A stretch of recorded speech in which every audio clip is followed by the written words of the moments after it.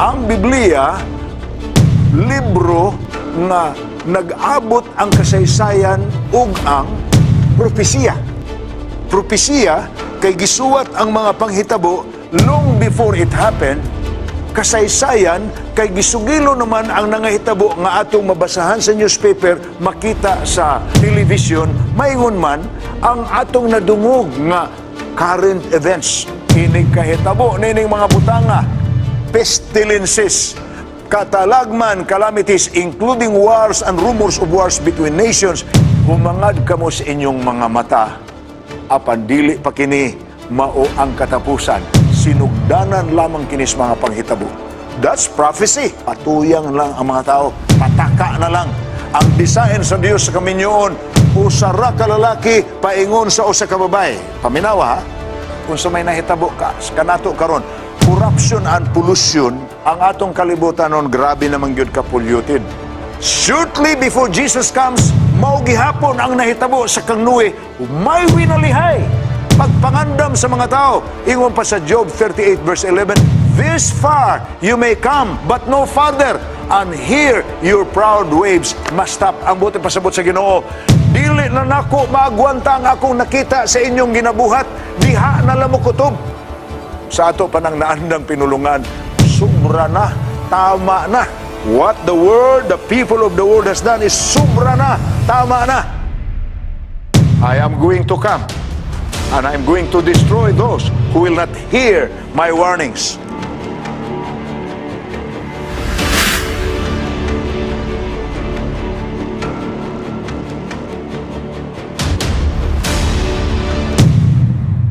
Karong gabi una, ang atong hisgutan, ang usa na sad kamatawag tag arrow that has been thrown upon the Seventh-day Adventist. An objection, a label, or an accusation. Makuha nato ni sa basahon nga Answers to Objections, page 437. O mubo kaayo kini nga arrow, gamay kini nga accusation, nga nag-ingon, Seventh-day Adventists are calamity howlers. Ang mga Adventista, tighulga sa mga tao, kalabot sa kapasidad. Tig-singgit, kalabot sa malabot ng mga kalamidad. Well, is this true? Matod pa sa ubang katawhan tinuod. Kay halos tanan ninyong wali, nagsulti sa mga hitabo nga makahadlok sa mga tao, mga hitabo sa kalibutan. Apan sa dili pa nato tukion ka na, ang akong pangutana, may gisulti ba sab kita nga dili gikan sa pulong sa Dios? Wala. Maoy hinungdan nga ato ning gipasidaan kay tipik man na sa gikinahanglan nga pagpangandam. Tanaw ra gud na inyong news sa television kada gabi. Apil gid si Mang Tani, unsa may trabaho ni Mang Tani, ang pagpahibaw sa mga tao ug unsay kondisyon sa panahon aron ang katawhan mangandam. Mao na siya ang basic reason why preachers would preach about the calamities that has been prophesied in scriptures long time ago. Kaya ato naman ang naisgutan sa milabay na to nga mga episode. Ang Biblia, libro nga nag-abot ang kasaysayan ug ang propesiya. Propesiya kay gisuwat ang mga panghitabo long before it happened. Kasaysayan kay gisugilo naman ang nangahitabo nga atong mabasahan sa newspaper, makita sa television, maingon man ang atong nadungog nga current events. So when we preach about these things, and we say these are fulfillment of prophecies, we are not calamity howlers. We are simply messengers of the Lord. Instruments to make the people known that these things that are happening now had been prophesied long time ago. Ug kinaiya na sa Dios. Akong basahon kini nga komentaryo.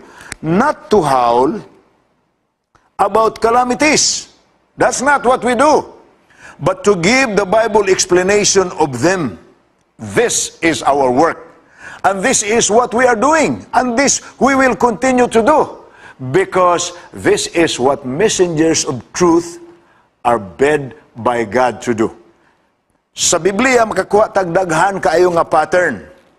Si Elijah gisugo sa Dios, adtua si Ahab, adtua si Jezebel. Pasidan ikini nga mauni ang mahitabo, may moabot nga kamala sa ulan, dili walay ulan tungod sa kadautan nga gihimo nila, gidala nila ang katawhan ngadto sa idolatry, nan magpadala ako og punishment kanila nga maulan.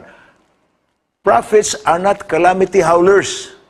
They are giving the warning signals. Number one, sa part ni Jonas, gipasidaan niya ang wali sa mga taga Ninibe. Gisultihan siya sa Diyos, sultihi ang katauhan sa Ninibe. Mauni ang mahitabo sa ila.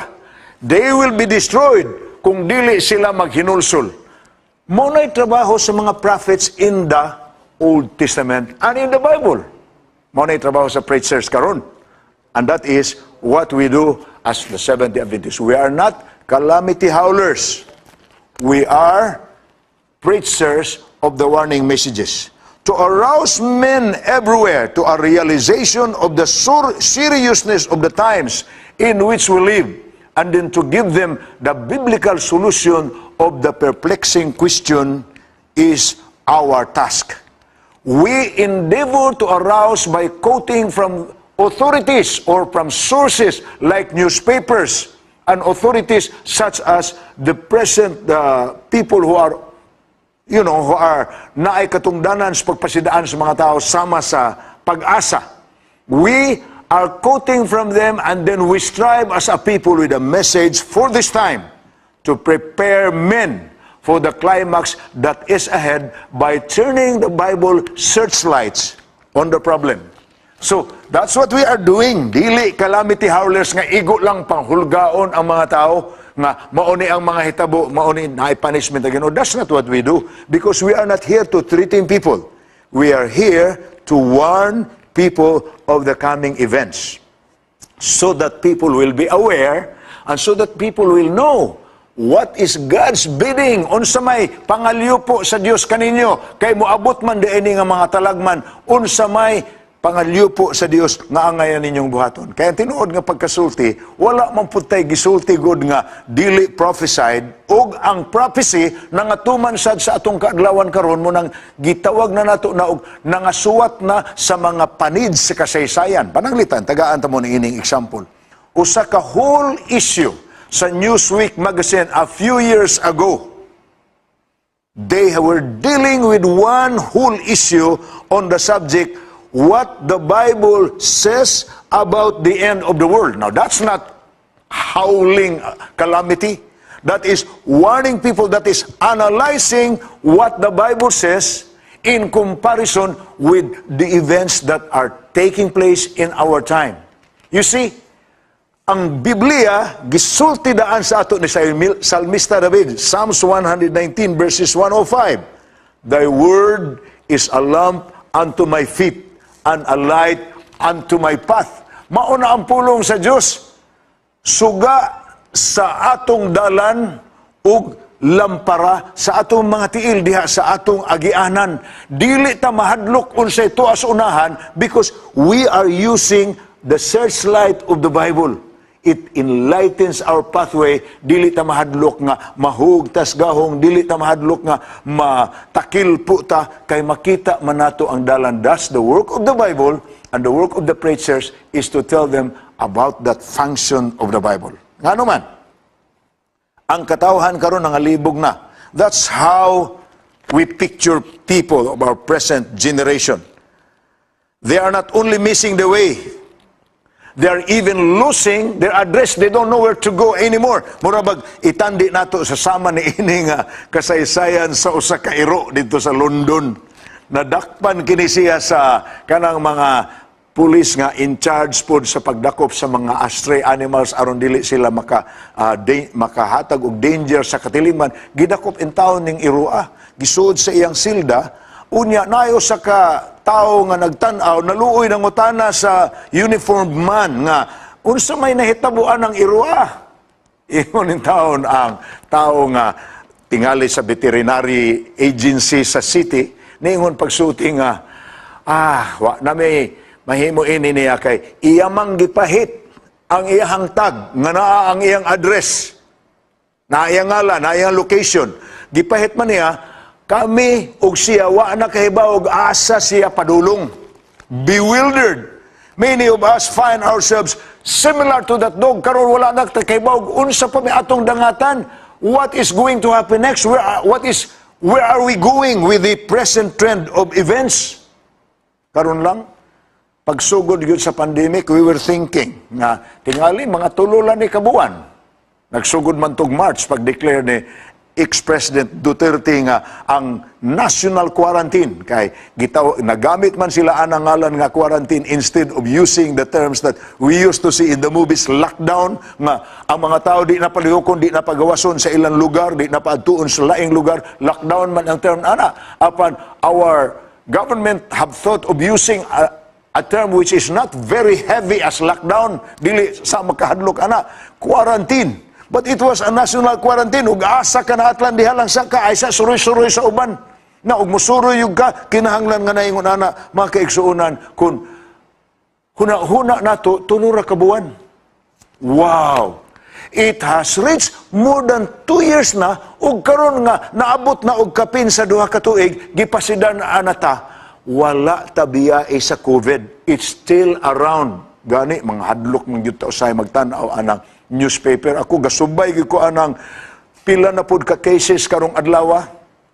The other day hapit na pud maabot og 5,000, may gani kay gahapon ning lesser na pud naabot na lang pud a little over 2,000. Moingon ko sa inyo a little over, makalilisang na baya na. Because that's still threatening you, that's still threatening me. But what does the Bible say about these things? Ingon pa sa Mateo 24, mga versikulo 6 paingon sa 8, inig kahitabo nining mga butanga, pestilences, katalagman, calamities, including wars and rumors of wars between nations, inig kahitabo nining mga butanga, humangad kamo sa inyong mga mata, apan dili pa kini mao ang katapusan, sinugdanan lamang kinis mga panghitabo. That's prophecy. That's not calamity howling. That's warning from the scriptures. Brethren, brothers and sisters, the nuclear threat, for example, the overpopulation, the starvation threat, the civil disobedience and commotion, the family and sex crimes that are taking place in our world, disasters, earthquakes, floods, hurricanes, disease, excessive wealth, abject poverty, racism. It is a grisly old world that we live in, and we are not getting any better. Things are getting worse. Immorality, crime, violence, and etc. Mga kaigsuunan, life has never looked so bleak to a generation of youth, nor to the mature or the aged. Malisang ang mga tao sa atong kapanahonan karon, kay dili lalim ang atong giatubang nga mga hulga. Mura na taron og sama sa usa ka bata nga gihatod sa iyang inahan sa iyang lawak, sa iyang kwarto nga higdaanan, gipahigda sa katre, apan sa dayong lugwa sa inahan sa iyang room, gipalong niya ang switch. Pagkapalong sa switch, hilak ang bata, ma, ayaw kong biyahe diri ma nga ako rausa. Ingon in taon ang inahan, nak, don't forget, God is with you. Mura yung taon ay comforting message sa inahan. Apa ni ingon ang bata, ma, gusto kong kauban nga makita na ako ang iyang naong. Brothers and sisters, binata ba yan ang illustration? But that is what exactly we need. And that is what God provided. When the world was getting worse, God sent His Son so that people can see Him, people can touch Him, people can be with Him. And Jesus did His part. Muna nga, sa John 14 verse 6, ingon siya, ayaw mo kabalaka. Gusto mong tagdon sa Amahan? I am the way, I am the truth, I am the life. As recorded in John chapter 14, verse 6. Matod pa niya, no one comes to the Father except through me. Gani si Juan sa John 1, verse 4, niingon siya, in Him was life, and the life was the light of men. We have an assurance. Our world is not getting any better, it's getting worse. But we have a Savior who assures us that He is in charge. Only in Christ and His gospel is there life and hope for our doomed and dying generation. A converted newspaper editor was asked by an acquaintance, what is the news of the morning? With heart and mind overflowing with the gospel news, the writer put the essential message into one dramatic headline in the newspaper. Eternal life now. Yes, Christ is the only leader with a program of life and light for mankind in civilization's darkest and most dangerous hours of our earth. And so our work as preachers, our work as a church is not to proclaim, to warn the people about calamities that is coming. It is telling the people that we have hope. We have this hope. Sama sa atong theme song. Almost 2,000 years have passed since God introduced the new infusion of essential life into our world in the person of His Son, Jesus Christ. Sa atong kapanahonan karon mga kaigsuonan, Jesus looked forward and saw the crisis of our generation just as clearly as He looked backwards and read the history of past crisis. Ang atong panghitabo karon gipanaminan ni Kristo. Iyang gihimo ang pagpasidaan sa diri siya siyuta. Gani ang iyang pagpasidaan that was 2,000 years ago when He was with the disciples, when He was treading His footsteps in what we now call the Bible lands, the Holy Lands, where the war is taking place right now, Israel and Palestine. Again, diha si Kristo, diha niya gipanglitok ang mga pulong na nasulat ni ining atong balaang kasulatan. Og sa iyahang paglitok, kalabot sa mga taong nakuyawan, hisgutan niya ang pulong nga mabasa nato sa Mateo 24, versikulo 37, paingon sa 39. As the days of Noah were, so also will the coming of the Son of Man be. Unsa man day ang mga panghitabo sa panahon ni Noe, nganong gitandi man ni Kristo ang atong kapanahonan karon. Sa dili pa siya mobalik, gipasidaan niya. Ang nahitabo, sa wa pa mahitabo ang lunop sa kaadlawan ni Noe. Mausab na ang mga panghitabo sa atong kaadlawan, sa dili pa siya mobalik. Gitandi niya ang similarity. The world conditions during the time of Noah will be the world's condition before Jesus comes. There was a flood during the time of Noah, and it was a warning by Noah that there will be a flood. Kay gisugo man siya sa Diyos, he was not calamity howling. He was given the mandate to declare the warning. The same thing in our days today. The church is mandated to declare the warning. Ug mao ni ang warning atong ipasidaan sa mga katawhan sama sa kaadlawan ni Noe, maingon man usab ang mahitabo sa dili pa mubalik ang anak sa Dios. Unsa may nahitabo di ini anang mga panahona? Matud pa dinis Biblia, for us in the days before the flood, they were eating and drinking. They were marrying and giving in marriage until the day that Noah entered the ark, and did not know until the flood came and took them all away. So also will the coming of the Son of Man be. Wow! If this is a stern warning from the Lord Jesus Christ, I think we have to seriously look at this. Unsa man day, analyson kuno nato according to the Bible, unsay nang hitabo sa katawhan o sa kalibutan sa panahon ni Noe. Nganong gitandi man ni Ginoong Hesus, matud pa niya, sama sa kaadlawan ni Noe. Maingon manusab, ang kaadlawan sa dili pa mubalik ang anak sa Dios. Wow! And we have to open the Bible. That's what we do. we always ask the Word of God, the only source of truth, the only reliable source of warning. Ang nakanindot lang ni ining Biblia, kay gawas nga nagpasidaan siya, gawas nga nagsulti siya og unsay mahitabo, nag-offer sad siya sa spiritual solution. Muna'y beauty when we take the Bible. Now, atong analyson, unsa man ang mga panghitabo sa mga kaadlawan ni Noe nga matandi nato sa atong kaadlawan karon. Number 1, the population explosion. Uy, pastor, wala pa ng population explosion ato, oy.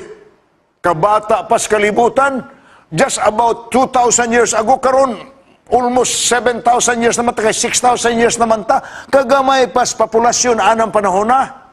And look at the revelation from the scriptures. Genesis 6 verse 1. Now it came to pass, when men began to multiply on the face of the earth. Did you hear that? Nag-anam na o kadaghan ang katawan, Genesis chapter 6 pa lang na. That's from the second chapter nga gihimo sa Diyos ang tao, pagka ika-6th chapter pa man, it came to pass when men began to multiply on the face of the earth. Unsa may nahitabo kay Gala. Doon na di ay population explosion kani adto. Nganong treatment sa ato ang population explosion? Gikinahanglan manggod ang pagbalanse sa ekonomiya. Kinahanglan nga ang abot sa yuta supisyente sa pagsustener sa panginahanglan sa mga tao nga nagpuyo. Di ko kalimot. When we were in Africa, one time we were looking at the newspaper. Nga dito sa Zimbabwe, the government of Zimbabwe, we're asking for a lot of, we're asking for different world foundations that wanted to preserve the lives of animals, mga wildlife sa Africa. Gianunsyo nila nga, kung kinsay mga foundation sa kalibutan, arira mo dire sa Africa, we will give you the animals for free. Elephants, 800 ka buok, lion, pila ka buok. Gihatag lang nila. Sila'y mo dakop, ang buhaton lang sa mga foundation, mao ang pagpada sa ilang barko or ang pagpadala sa ilang truck, aron nga muhakot niinig asa ni dalhon. England ba ang uban ini nga ni Pilipinas? Muna ang uban diri sa Pilipinas nga dunay kwarta, makaabli sila og zoo. Dili man na nila ni Sari. Mahal man na kung pamaliton, but some of these countries where this wildlife is in abundance, ilala na ipanghatag nga naman. Akong gibasa ang news. Nag-ingon ang news. The government has to be sure of the balance of ecology sa environment. Kaya ang usa ka elepante mokonsumo na siya og tonelada sa mga green. ang mga green sa lasang ilang pangkanon, naapay mga kamilyo, naapay mga giraffe nga anhiras ibabaw, ang mga salingsing pati pamaakon ana og dili na nila sumpuon kay dili man ang pagpatay sa wildlife dito. Dako man kay nga crime kung makapatay kag mga wildlife. Dako kag bayro nun, mapriso pa ka. So, ang ila, kay ila man gi-preserve ang wildlife, i-balance nila ang gidaghanon sa mga animals ug ang kapasidad sa nagtubo nga greens. Ikala, that's the same thing with the philosophy of the population of the world. Mag-anam kadaghan ang mga tao, kinahanglan maabot sa supisyente nga supply sa pagkaon. Mubitaw na ang atong nasod sa Pilipinas, gakalisod ta. Tanawaran ninyo ang news karon, 110 million na ta ka mga tao ining gamay nga nasod. Abi ninyo ang atong inflation karon, taas na kaayo, nagkamahal. Kay nagkamahal man ang harina, matod pa sa mga taga-bakery, review your news in TV, kay nagkamahal man ang harina, mubaligya lang gihapon sila, pero gagmayo na po nila ang pandesal. Gagmayo na po nila ang quantity of sugar. Gagmayo na po nila ang quantity of flour. Because, gikinahanglan nga ang supply sa yuta matugbangan. Ang gidaghanon sa mga tao matugbangan sa supply sa yuta. Tanawaran ninyo ning usa ka kumun nga talanahon sa Africa. Naglaray ang mga tao. I remembered one of our fellow workers working with ADRA, the Adventist Development and Relief Agency, usa ka Amerikano. Nangutana may kumusta ang kahimtang dito sa Somalia? Siya, luoy kayo ang mga tao, Pastor Gulfan, matod pa niya. May mga tao dito nga kada adlaw, naglingkod na lang sa yuta, nga abli ang ilang plato, naghuwat sa muagi nga truck sa any United Nations or any humanitarian non-government agency nga maghatod og pagkaon magyabo diha sa ilang panaksan. Ano ng mga tao? Why? Disyerto ang Somalia. Disyerto ang North Africa. Daghang kayong mga tao, apan walay supply sa pagkaon. Naana na nga problema sa panahon ni Noe. Tingali makaingon ta, Pastor, gamay ra laging tao sa panahon ni Noe, kay a little over 2,000 years pa managikan sa creation. Or more or less, wa pa gani mag 2,000 years, kay ang calculation nila from the creation of the world naabot ang flood more or less 1,900 years later. Reviewhan ninyo ang inyong Bible. Go back to Genesis chapter 5. Tan-awan ninyo og unsay gisugilon kalabot sa pagsanay sa kaliwatan tawhanon. Inyong mabasa diha nga ang ilang pangidaron tag 900 kapin sama ni Noe, sama ni Abraham, rather Adam was 930 years. Apa nag-ingon, nawad-an naman og anak si Adan, kay gipatay man sa maguwang nga Cain si Abel nga iyang igsuon. Apa ng Biblia nag-ingon sa Genesis kapitulo 5, og si Adan ang anak kang Seth, sa nangidaron siyag 130. Apan sa humaniyag panganak sa kang Seth, nagpangidaron pa siya og 800 kapin, naggikan sa iyang 130, nadugangan pag 800 kapin, og he has sons and daughters. Kanang 10 generations, the first 10 patriarchs, Adam, Seth, Enos, Methuselah, Noah, hangtod moabot sa time sa katapusan sa Noe. Makita ninyo nga, ang linibo nila kakatuigan, ang gi-enumerate sa Bible, and he bore sons and daughters. Akong gitanaw ang example ini, my own family. Our father died last year, age of 92, almost 93. He died on the month of June, 93 unta siya pagka November. Apan sa iyang pangidaron nga 92, usaraman pud kabuok gyud ang iyang asawa, salamat sa Dios, ang amo ra gyud pong inahan, nanganak silag 12 ka buok, apan namatyan silag 2 ka buok nga anak nga gagmay pa. So napulo ming nanagko, ug kaming nanagko nga kabataan nga minyo sabmi. By the time our father died at the age of 92, akong gitanaw ang iyang family nga nahimong kaliwatan nila ni Papa ug ni Mama. Ang iyang mga anak nga nangaminyo, ang iyang mga apo nga nangaminyo, ug naa na gani si apo sa tuhod, ug may naa na gani si apo sa kumingking. 92 years old pa lang.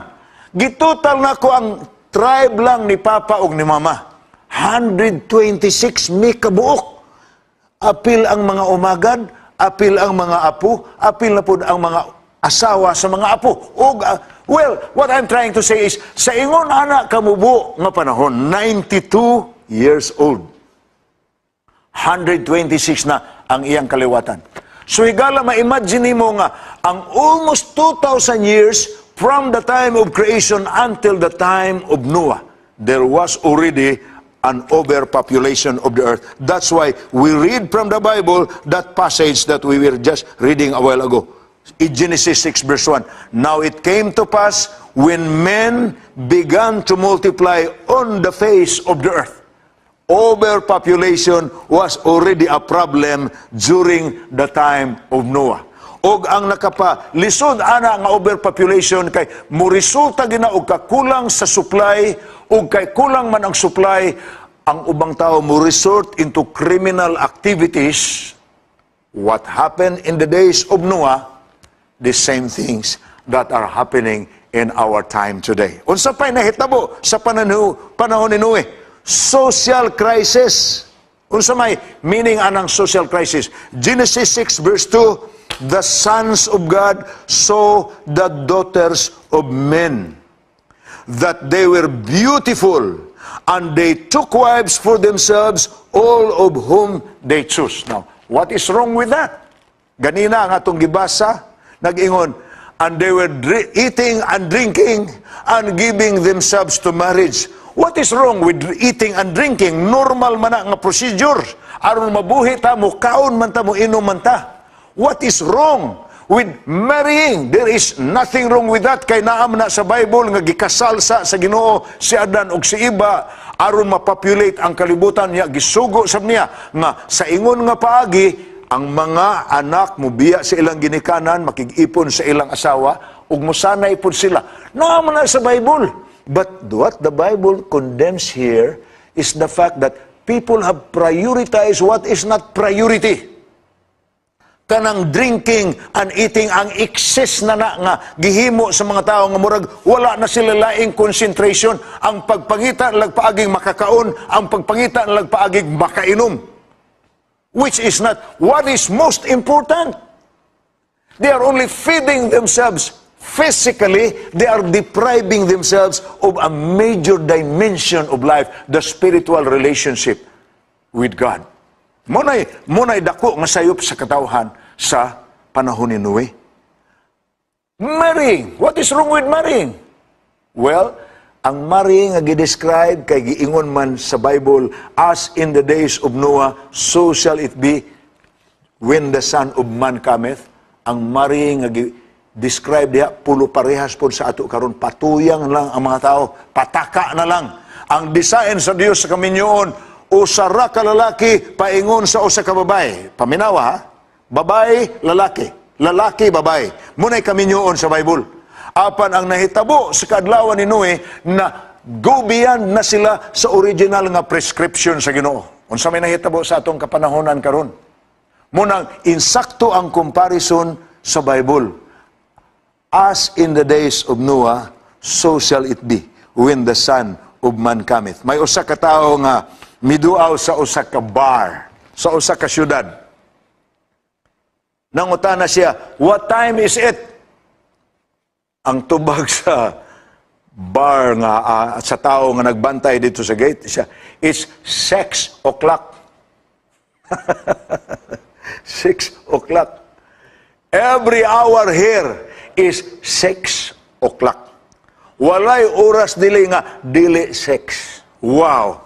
Ug makakita kag relo ngayon na igala, masayo tag kamatay ana. But that is exactly what the immorality of our world is. That's the problem of our present society. People have so much access to pornography. Even little children. Kini bitawng danger karon sa nahitabo sa pandemic. Daghang kaayong mga ginikanan nga nag-report, ma'am, dako naman hinuon kaayong katalagman kay ang kabataan naa na may ilang gadget. Unya, magtinudluay man na sila sa ilang kaugalingon by themselves, magkatigom-tigom, dili naman kay ang leksyon ra ang ilang tan-awon sa ilang cellphone. Nakatultol naman nila, unsaon nila pagpislit nga makakita sila anang mga butang nga salawayon kaayo. Wow! As in the days of Noah, where? So it will be during the time. Exposed by the news and entertainment media to nudity, to orgies, wife swapping, pornography, obscenity, homosexuality, incest, free love, pregnant teenagers, we may very easily fail to recognize it for what it is. But what I have just described to you are the enumeration of our social malady. We are a very immoral world today. Unsay giingon sa Bible again? Matthew 24, verse 37, as the days of Noah were, so also will the coming of the Son of Man be. And that's not calamity howling. That's a warning from the Scriptures. Problem number 3, during the time of Noah, great wickedness. Ari gihapon ta. Balik gihapon ta sa chapter before the flood. Genesis 6, verse 5. Then the Lord saw that the wickedness of man was great in the earth, and that every intent of the thoughts of his heart was only evil continually. Grabe ni. May kalainan ba sa atong kapanahonan karon? Walay lugar karon nga safety ang imong pagpuyo. Dako kaayo ang mga katalagman. Gani, kami, resident mami din his Cagayan de Oro for so many years na. Nakaalarm sa amo ang balita nga atong mabati sa TV, mabasa sa newspaper, madungog sa radyo, nga kining milabay nga bulan, murag ipahimudsan man sa mga tao ang pagbiya ni President Digong Duterte, ang pag-ilis sa mga bag-o nga opisyal, murag ninggara pod ang mga kriminal. Ninggara sa panulis, pangawat, pag-hold up, pagpatay, pang-rape, ngano man na. Well, it has been no different at all. Wala gikalainan. Gikan sa kaadlawan ni Noe hangtod sa atong panahon karon, ang Biblia nag-ingon, and that every intent of the thoughts of his heart was only evil continually. Ang mga tao, unsan lay, bisag unsan lay una-unaon, ang pagpangita yung paagi. Naay, akong gitanaw sa news gahapon, itong nadakpan. Nganong nanulis man ka? Nganong gihanaan man nimo tong babae gikuan mo ang kwarta kuan na nimo og tiuna nimo og pusil. Wala man kukoy ka pakaon sa akong mga manok. Mga manok ra niya ang iyang ipakaon siyang manok kay sugarol man enda ko. Iyang ipanulis. Well, unsa naman lang nang huna-huna. Sayon-sayonon lang nimo panulis ng ubang tao nga nangabudlay in taon pag-ayo. But that's exactly what the Bible says. That every intent and thoughts of men and in his heart was only evil continually. Crime and immorality, which ate out of the soul of the antediluvian world and conditioned millions for destruction. They are skyrocketing in our world today. Grabe mga kaigsuunan ang atong kapanahonan karon. The countries are daily encountering a barrage of violence that has made crime and law enforcement a political issue. Ang Amerika ang ginganlan nila the land of the free. Naamna sa ilang national anthem.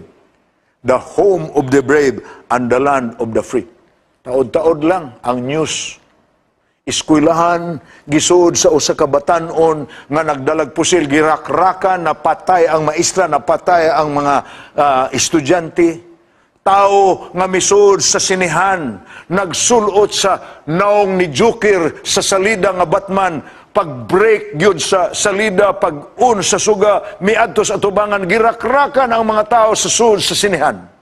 Tao nga misaka sa ika-32 nga andana nga iyang gipuy-an sa Las Vegas, nagtigom dai ditong mga masinggan ug usa ka gabi samtang nagparty dito sa ground gikan sa iyang 32nd floor, girakrakan niyag bala, gipaulanan niyag bala ang mga tao dito sa ubos nga nagparty. Asa naman ni nga klase sa kasing-kasing? Asa naman ni nga klase sa huna-huna?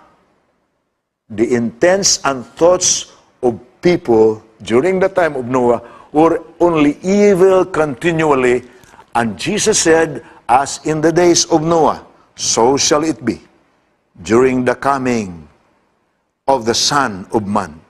The wickedness of man was great in the earth, and that every intent of the thoughts of his heart was only evil continually. Calamity howling? No. It's a warning. It's a message from the scriptures. It's a lesson for us to look into a much better perspective rather than to live with this dirty world. Situation number 4, corruption and pollution. Tingali mo yun mo, corruption, pastor.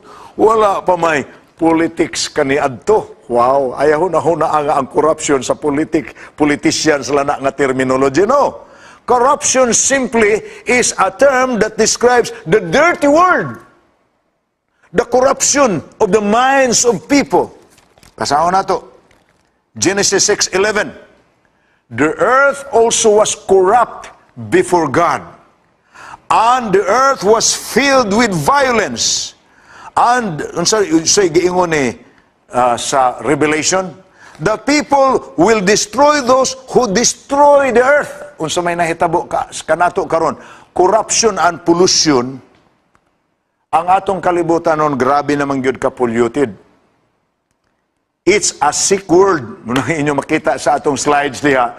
Murag ang kalibutan, gibutangan in town og ice bag. Kagilantan. Yes, it's a sick world.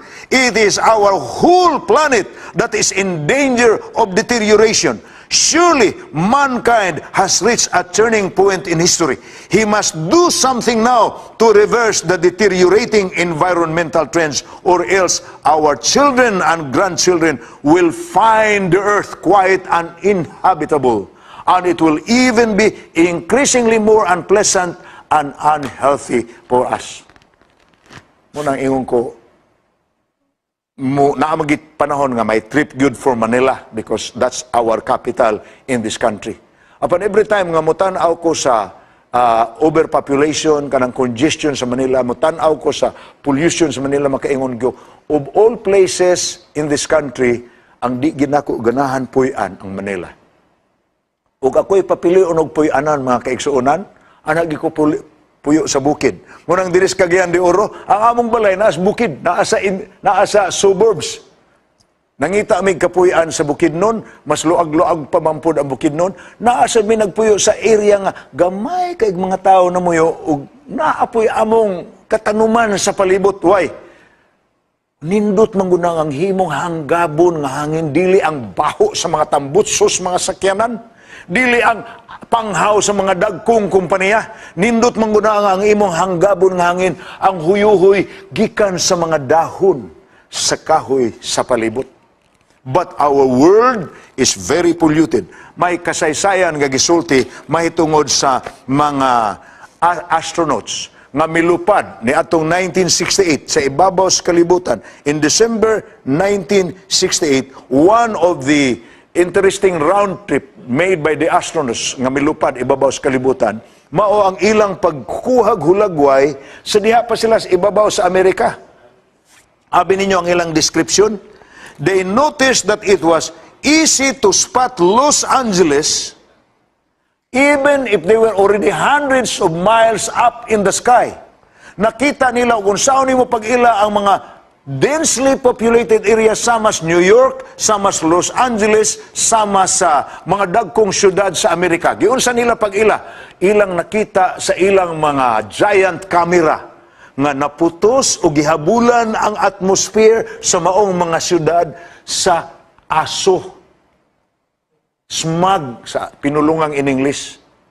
Ang hinungaw sa mga tambutsos, mga sakyanan, ang hinungaw sa mga panghaw sa kumpanya, nakapahimong polluted sa atong air. Diha ganay panahon mga kaigsuunan nga, ang mga eskwelahan sa States, sama sa Tokyo, Japan, nag-provide sa mga bata og dili kay face mask sama sa atong gigamit karon sa COVID-19 pandemic. Ang gi-provide sa Tokyo, Japan, dili kay face mask. Ang gi-provide sa ila, gas mask. Nga naman, mag-eskwela sila apan ang ilang tendency to absorb or to breath polluted air. Grabe. Higala. Grabe man yun. Mag-imagine lang ko kining gasto sa atong gobyerno diha pananglitan sa Manila Bay. The government of the former President Duterte, has budgeted millions to rehabilitate Manila Bay. Nga naman, ingon ana ang imo makita sa Manila Bay kaniadto. Karon ug moduaw ka dito, ang imo makita ang balas na nga hinakot sa mga barko kay gigastuhan man og mga minilyon. Ang mga bato sa ubang mga dapit nga gipanggaling nila ang mahimong balas ug karon gikatag nila diha. But you know what?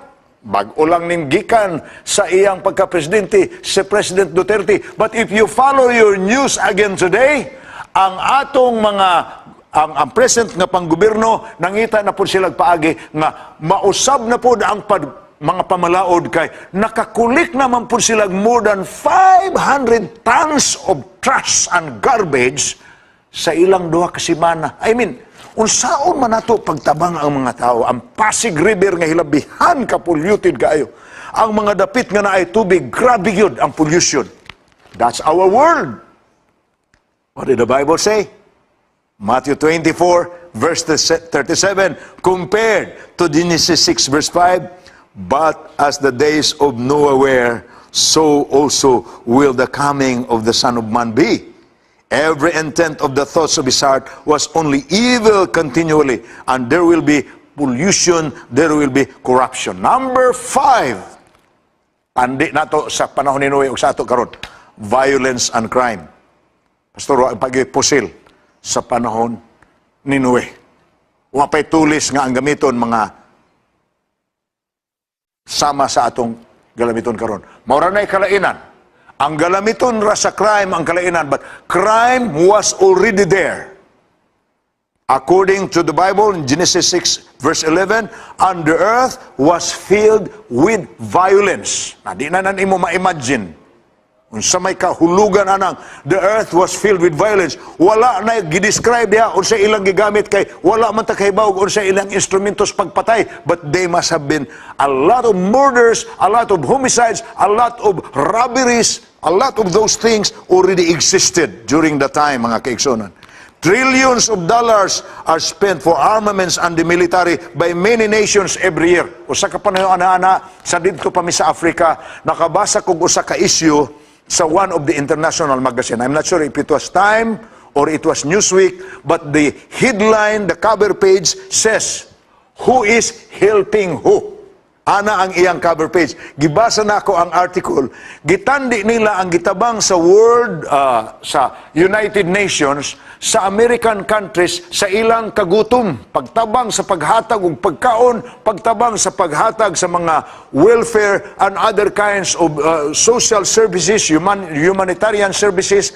Apan gitandi nila ang gihatag sa United Nations, o gitandi pud nila ang gipalit nga mga armas sa African countries, gikan niini nga mga developing countries sama sa United States and other countries, na maligya sila armas sa Afrikano, unya ang kwarta sa Afrikano gikan sa ilang mineral products, ilang gipamalit og armas kay nagsigi sila gubat dito, samtang ang United Nations ug ang uban nga agencies sa non-government organizations nagpadalag pagkaon in value of dollars po.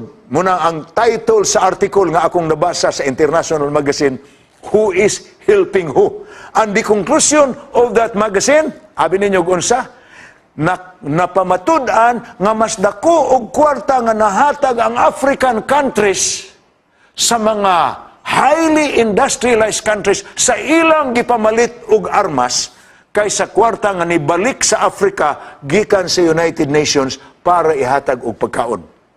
So who is helping who? Is the African countries helping, getting more money, giving more money to the industrialized countries by buying weapons, unya ibalik po na nila sa pagpadala ng mga pagkaon. Nakauban may anang mga eroplano nga ga-deliver og pagkaon dito sa desierto. We were allowed to do that when we were there. Mga kaigsuonan. Ang suicide karong panahon na grabe. Ginaingon nga everyday there are about 1,000 suicides committed worldwide. Every day. Na kung inyo nang kwentahon, bisang pag-iliteral tala ng 1,000, kaya naamang gipanahon nga musubra every day. There are more than 365,000 deaths every year just from people who commit suicide. Grabe na nga panahon karon. This is our world. As the days of Noah were. Ato ginang balik-balikon nga text because that's our subject. Number 6. Materialism, secularism, and revelry. Naaday na panahon, Pastor, ni Noe. Naaman, gisulti man na ni Jesus. Jesus was the one who said that in Luke 17:26-30. And as it was in the days of Noah, so it will be also in the days of the Son of Man. They ate, they drank, they married wives, they were given in marriage. Ako na nang naisgutan kaganina. What's wrong with eating? What's wrong with drinking? Those are daily part of our human life. We cannot exist and subsist without doing the eating and drinking. But what is condemned here is ang pagpatuyang nas mga tao nga murag wala na sila laing na specialize. Ang kaon na lang, inom na lang. What about marriage? Well, gi-abuse. God's plan for marriage has been abused. It has been manipulated. It has been revised in so many ways. And I'm not going to enumerate that anymore. Until the day, according to Luke 17, 26 to 30.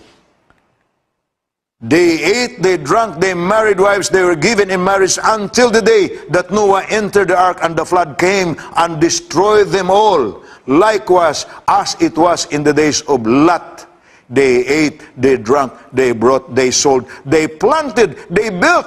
But on the day that Lot went out of Sodom, it rained fire and brimstone from heaven and destroyed them all. Even so will it be in the day when the Son of Man is revealed. Did you see the new additional sa atong presentation karong gabi Kaganina, ang gibalik-balik og hisgot nato, ang comparison sa days of Noah before the flood. Now, gipunan ta. As in the days of Lot, nga naman, kay nahibaw ta, nga while Noah warned about calamity regarding the coming flood, so that people will repent, and we join with him in the ark, sa panahon sad ni Lot, giwarningan sad ang katawhan. Wala kaagwanta ang Diyos sa immorality nga iyang nakita sa Sodoma o sa Gomora. Busa, nagpadala po siya manulunda nga duha ka buok, niagi pa kang Abraham, gipainom pa, gipapainit pa ni Abraham og ni Sarah before kini ni-proceed paingon sa Sodoma, apan sa kining duha ka manulunda nga gisugo sa Dios. Miabot sa Sodoma o sa Gomora, ni-attract sa mga tao nga Sodomites. Kay gigwapuhan sila, mistiso na o kitsura ang mga manulunda. Busa, nahibaw na mo sa istorya. Gigukod sa mga tao, apan gitaguan ni Lot sa iyang balay. Nahadlok si Lot nga no, nahibaw siya unsa kahugaw ang mga tao sa Sodoma. Apan ang mga tao may insister, Lot, ihatag diri kanang imong mga bisita that we may know them. Abi ninyo kung sa word nga know nga gigamit diha sa pagpangayo sa mga katawhan sa Sodoma sa mga bisita ni Lot nga duha ka manulunda, that we may know them, kana nga know, similar kana nga word in Hebrew sa know nga gigamit sa Biblia pag-describe sa relationship ni Adam and Eve. Sa dayang maingon ang Bible, and Adam knew Eve. Maupod na nga know ang gigamit sa mga Sodomites sa ilang pagpangayo sa manulunda. Unsay ibot nila ipasabot? We may use them sexually. No is the degree of intimacy which is allowed by God only to married couples, but is being abused by our present world. The highest degree of human intimacy is sexual relationship, and as far as God is concerned, that's allowed only between one man and one woman, which is called husband and wife. Outside of that premise, knowing each other sexually is prohibited by God. Apan, usana sa dako kayo nga sala sa Sodoma sa Gomora. You know the rest of the story. Gilaglag po sa Dios ang Sodoma ug ang Gomora pinaagig kalayo. Sama sa paglaglag sa Dios sa kalibutan sa kaadlawan ni Noe, gilaglag sab niya ang Sodoma ug ang Gomora. Kung sa panahon ni Noe tubig, lunop, panahon ni Lot, iyang gilaglag sa kalayo. The catalog of activities listed here seems quite normal behavior. Grabe ang comparison. Mubalik gihapon ta mga igsoon sa ato nga main subject. As the days of Noah were, so also will the coming of the Son of Man be. Situation number 7. Comparison sa kadlawan ni Noe, comparison sa kadlawan ni Lot, o comparison sa atong kadlawan. A warning message. Genesis 6 verse 3. And the Lord said, My spirit shall not always strive with man forever, for he is indeed flesh, yet his days shall be 120 years. Ingon sa Ginoo. Noe, tagaan lang nako ang mga taog 120 katuig. Iwali, sultihi sila. Pagbuhat og arka, o niya samtang nagbuhat kag arka, pasidan iyang mga tao, may moabot nga katalagman, may moabot nga lunop. Ang mga tao, giwalihan ni Noe for 120 years. Of course, in our day-to-day, matawag na to, wala ta kahibawog unsa kadugayona ang winalihay. Pero shortly before Jesus comes, mao gihapon ang nahitabo sa kang Noe, may winalihay. Pagpangandam sa mga tao, ingon pa sa Job 38 verse 11, "This far you may come, but no farther, and here your proud waves must stop." Ang buti pasabot sa Ginoo, dili na nako maagwanta ang akong nakita sa inyong ginabuhat, diha na lamo kutob. Sa ato pa nang naandang pinulungan, sobra na, tama na. God is trying to tell us, what the world, the people of the world has done is sobra na, tama na. I am going to come, and I am going to destroy those who will not hear my warnings. Mga kaigsunan, naa sa ato na karon, and we are not making howling of calamities that are coming. We are giving warnings just like Noah before the flood. We are giving warnings just like the angels before they destroyed Sodom and Gomorrah. Matthew 24:14, muna nga itong ginahimo karon, "This gospel of the kingdom will be preached in all the world as a witness unto all nations, and then the end will come." Kay ang matod pa niya sa Lucas 21:26, men's hearts failing them for fear and the expectation of those things which are coming on the earth. Higala, if there is any hope of deliverance for our world, that deliverance must come from above. A story was told, dunay usa ka mangangayam, hunter. May saka siya sa bukid og nangita siya binaw. Nakakita siya og binaw, deer, sa taliwala sa kasagbutan. Iya kining gigukod. Apan, samtang siya nagukod, aron maapsan niya ang deer nga iyang ginahat, may gani ning tawhana kay nagkalo in taon siya pula.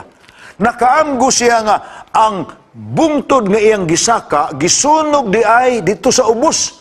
Unya, samtang siya nagukod sa binaw, ang kalayo sad nagsigipog dagan paingon sa ibabaw. Sige po siya paingon sa ibabaw, kay aron di siya maapsan sa kalayo.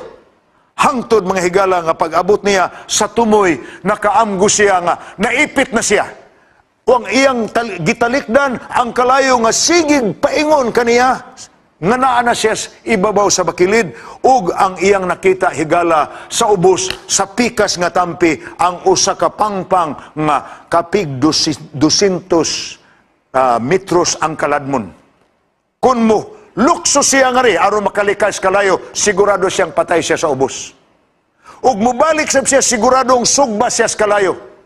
Mihangad na lang siya sa langit. Arang-arang gani higala kay may usa ka forest ranger at a distance, nga nakakita sa kalo nga pula, nga naglihok-lihok dito tumoy sa bakilid, di nagsaka ang kalayo.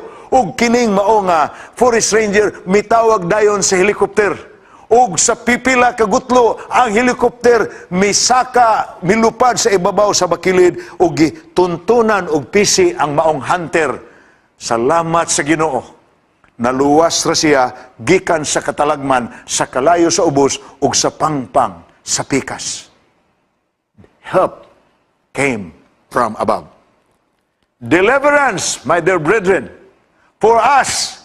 Niata ni ining katalagman nga naabot sa atong kalibutan karon. Grabe na ang atong kahimtang diri. Kalayo ni nga atong giktanaw sa atong palibot. Kalayo sa imoralidad, kalayo sa sala, kalayo sa pagkadautan sa kalibutan. Ug ana pud tatanaw sa unahan, murag pangpang kay hikog man nga atong padulungan.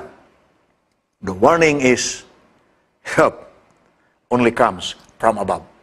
Look up, according to Jesus in Matthew chapter 24, verses 6 to 8. Inig kahitabo nining mga butanga, humangad kamo. Ug hibal ininyo, dili pa kana mao ang katapusan, sinugdanan pa lamang kana sa mas grabe pa nga mga panghitabo. Higala, as Seventh-day Adventist, we are not shouting to people to warn them of calamities because we are not calamity howlers. We are preachers of the gospel. We are bringing good news. We are sending the warning message. The need for that is for people to respond. because God called them. Hinumdumi, walay naminaw sa kang nuwi, walo ra gyud silang nalibre sa pagsuod sa arka. Walay naminaw sa pasidaan ni Noe ni Lot, bisan pang iyang mga umagad, siya ra gyud og ang iyang asawa ug ang duha ka anak mo na libre. Higala, kung magdumili tas pagpatalinghog sa mga pasidaan, katalagman ang atong padulngan. Remember, our world is getting worse. If we will remain here, masugbata sa kainit kalayong umalabot. We need to be rescued from above. Let's look up to our salvation. Jesus Christ who said, I am the way, the truth, and the life. No one cometh to the Father but by me.